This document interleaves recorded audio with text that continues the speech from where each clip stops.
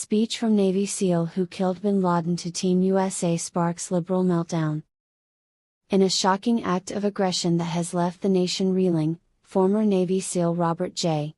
O'Neill delivered a motivational speech to the U.S. World Baseball Classic team before their quarterfinal victory over Canada, and liberals are calling it the most dramatic event since someone said Merry Christmas in a coffee shop. According to sources close to the meltdown, O'Neill, the man who personally sent Osama bin Laden to his 72 virgins, or however many the current DEI adjusted afterlife quota allows, dared to enter the Team USA locker room and share stories of sacrifice, brotherhood, and knocking enemies dead. Players reportedly laughed at his recounting of the stealth helicopter mishap during the 2011 raid, but sensitive Twitter users immediately diagnosed the entire roster with secondhand toxic masculinity. Words like sacrifice for your country and brothers in the trenches are literal violence, tweeted one blue-check progressive sports commentator, who has never played anything more strenuous than words with friends. This is basically a war crime against feelings. Where was the trigger warning? Where was the safe space? And why wasn't there a single non-binary pronoun in the pep talk? SMH my head. The backlash intensified when O'Neill posted on X, "Knock 'em dead tonight boys."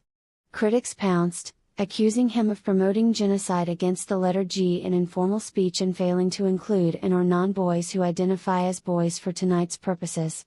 Prominent activist and part-time baseball analyst Dr. Pronoun X Statham released a statement, "Hearing about killing bin Laden in a sports context is deeply problematic. It glorifies imperialism, colonialism, and, worst of all, winning." Team USA's 5-3 victory over Canada is now tainted by unchecked patriotism. I demand reparations in the form of trigger-free hot takes and mandatory sensitivity training for the entire dugout. Meanwhile, conservatives celebrated the speech as a return to normalcy. Finally, a guy who actually took out America's #1 enemy telling our athletes to go win a ball game, said one commenter. Next thing you know, they'll be playing the national anthem without apologizing for it.